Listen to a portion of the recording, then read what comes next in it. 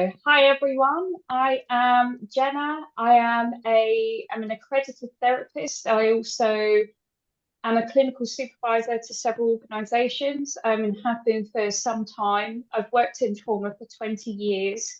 Um, it's been a really hard career.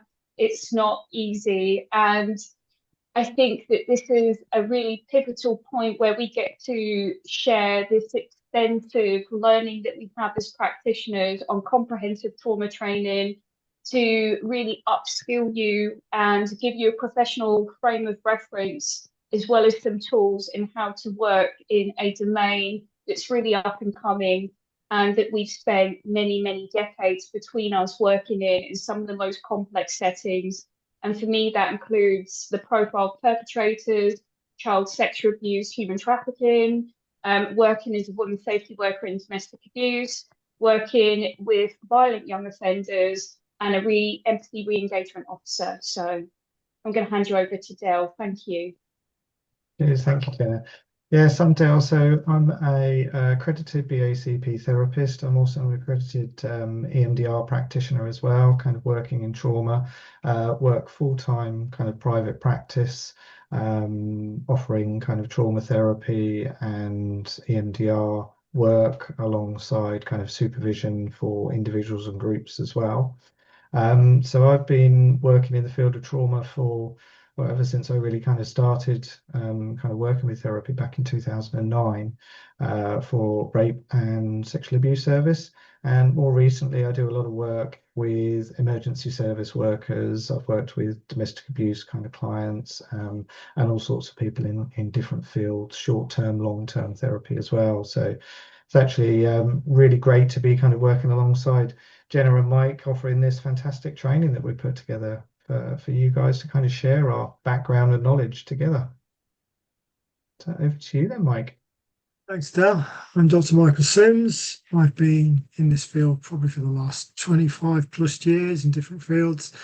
EMDR trained. I'm a kind of started off as a humanistic therapist, moved into existential. I work at Bar Spa University, clinical supervisor for the NHS, working with counselling for depression. Train and lots of training over the years as well, but tend to kind of stick more to private practice now and NHS work. Trauma for me has always been a passion, something, if you can say that, it's something that I've experienced and been closely connected to trauma and different forms of trauma throughout all the different kind of roles I've had over the years. It's extensive, it's kind of ubiquitous to everybody, I think, in some ways.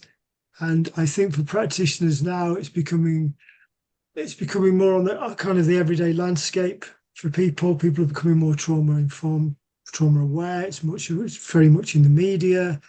It's very much being promoted within mental health.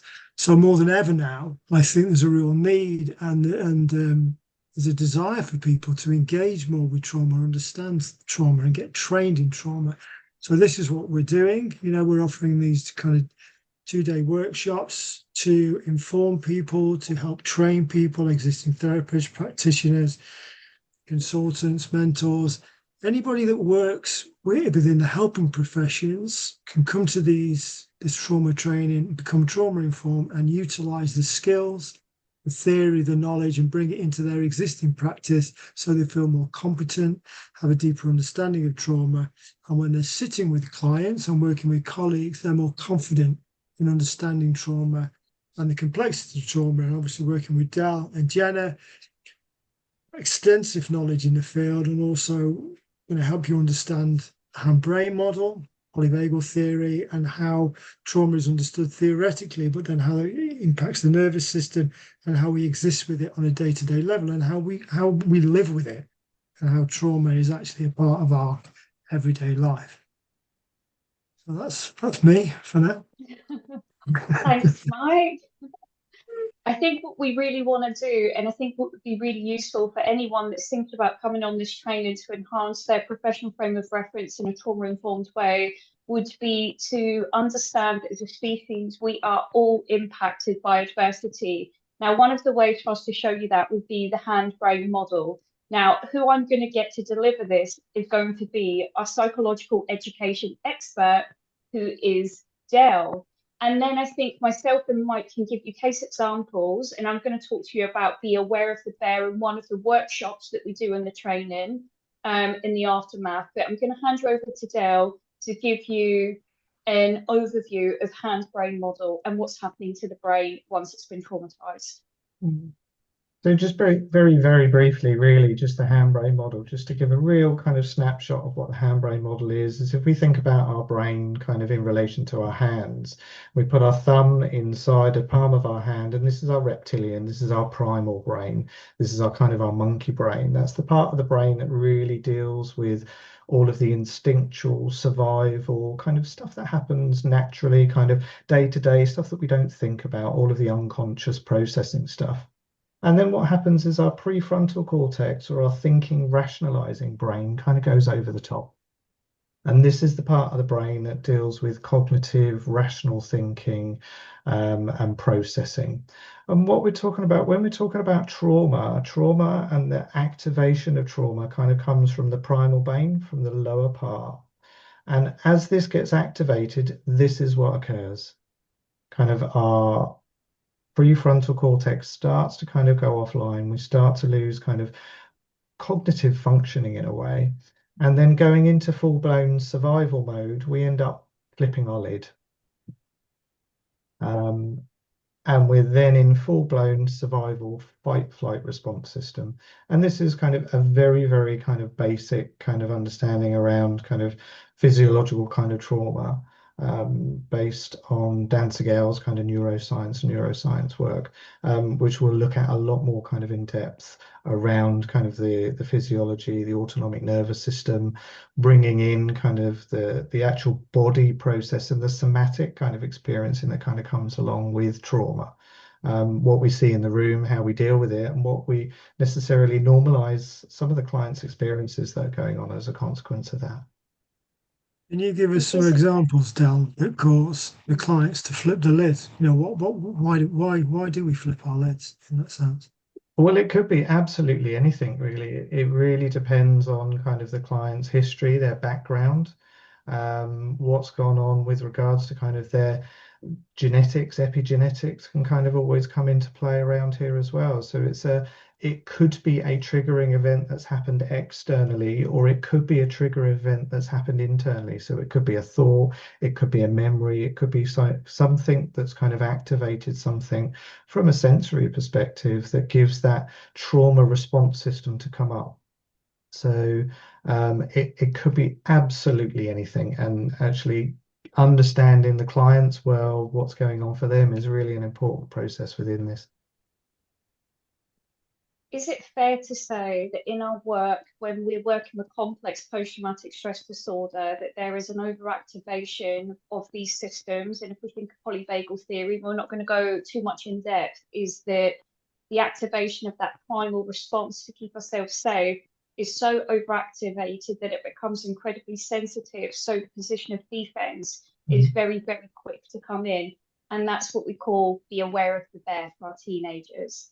When we have that primal response to keep ourselves safe, and I see this, and I'll talk you through adverse childhood experiences, but they're so dysregulated. And if a teacher shouts at them and they're living with domestic abuse at home, to think that they're going to be able to hold that and be able to regulate emotions in and around this activation is very difficult for them to do it if it's been overrun. So it's me just giving you one example of how this works and how this pops up in my work. Be aware of your bear, I call it. Yeah, definitely. And I think, you know, for me, you know, when I speak to clients around this, it's understanding like you're existing in a war zone. So you're constantly hyper vigilant all the time. And because of your experiences, be domestic abuse, be violence, be sexual abuse, or whatever it is, that your norm is a war zone. You are so heightened and attuned to defense and protect, and you're checking, hypervigilant all the time. You're looking for threat all the time. So you're in a perceived threat response all the time. And the more that you've been abused, the more that you've been subjected to complex traumas, and they've been compounded over the years, the more that you will exist in this warlike zone, kind of processing that's going on in your head. And life to you is not safe. It's also important to remember as well that some of these these traumas that kind of build over a period of time, I think we often think about kind of trauma as kind of going to war, getting shot at, being involved in this big accident or crash. And actually, yes, those are trauma events, they're big kind of T traumas. However, a lot of the stuff that we're talking about here is really small T. It's really small building relational kind of traumas in home environments, in work situations, wherever that is. So often actually clients and people are kind of coming to us saying, well, I've not experienced trauma. When actually what I'm seeing in the room is my interpretation of trauma is absolutely they've experienced trauma. And I think that's an important distinction to make between that small T and big T, you know, and how prolific actually this trauma is on a day-to-day level. Mhm. It's the language, isn't it? And I think that we really capture that on the training in how this is interpreted, because in actual fact, this has evolved way past those first initial points of diagnosis with veterans returning from war. This is a human experience that's in the masses, and it implicates and impacts mostly every single one of us because it's attachment, it's in childhood, it's in activated parts collectively with COVID. So I think it's really important that we start to become super aware so we have the governance in terms of being able to manage it better. Absolutely. I mean, I'm just currently doing some research around autistic women and abuse. And what's interesting is that because there's a kind of a diagnosis or pre-diagnosis of autism, that when women are actually asked around about abuse, they don't even think they've been abused. So that level of trauma that they've experienced and they've been masking for so many years is that they don't even recognize it as trauma. They don't actually recognize what's happened to them, the experience they've had as an abusive continuation. And it's the same with people in domestic violence situations. Sometimes there's a lack of awareness of actually people being traumatized, and it becomes a normalized process of living. And it's not until they actually start to engage and have relationships outside of this kind of traumatic kind of container, if you like, that they start to realize, oh, I can relate differently. People do things differently. Life doesn't have to be like this. And this, what I perceive as normal actually is quite different to what other people are experiencing. So a lot of the time with the trauma informed work as well, there is a lot of psychoeducation around that and helping people, especially when you're working, like Del was saying, with small T trauma, it's helping people understand this kind of percolation of trauma that they are day to day existing in. Definitely. And Definitely. it's interesting kind of you just mentioning about kind of autism and neurodivergence there, because I think there is a lot of comorbidities that kind of occur, isn't there, within trauma? And this is where sometimes it can be incredibly complex to kind of just really separate out and work with the client to build their understanding and their awareness about their experience. Definitely. Definitely. And I think that we have a hand in the separation of how entangled this is and how often it will superimpose itself somatically, vicariously into someone's world. And by attending the training, we'll give you resources and tools and the knowledge to give some of those people that are accessing you for support, whatever your position is, to just start to untangle it so that that relationship isn't there's something really wrong with me, which most of my clients say to me, there is something really wrong with me. And to have that sort of insight and knowledge in, hang on a moment, this is actually a really normal thing to have a human response to a situation that's incredibly harmful. And I'm aware that it's harmful now. And then we get to separate people out and the trauma can be compartmentalized. So it's worked from a more ethical space within inside of your clients, whoever's going to work with you. Definitely. So can you say a bit more about what that work actually looks like, Gemma? I suppose working with clients, it's really your first. There's real pivotal points in all of this, and I think that we as professionals really need to get to grips with it to enhance our awareness in how complex this is. If you're going to work with children and people that have been traumatized, the provision of trust is one of the first things that we have to lay down, like a foundation of it. Now, people don't always have the time to do that, so then I think we need to rely on psychological education so that people can have a knowledge base to understand, okay, this is a human response to a situation. This is why I feel the way that I feel. But when it comes to a healing journey, there are certain things that we are looking for because this is layered when it comes to trauma. And if it's complex post-traumatic stress disorder, first thing is safety with a therapist. Second thing is, okay, what's the defense mechanism? What has kept you safe in that really traumatic environment with those really traumatized attachment figures in your world? Because quite often that is disassociation, detachment, avoidance, denial, and distortion, especially if you work with things like domestic abuse and sexual abuse. So that's a minefield in its own right, and that can take someone years or months to work through. And that's when EMDR becomes really, really effective. Does that make sense? Yeah. Yeah. I How think do you that, guys work with it? You go, Dale?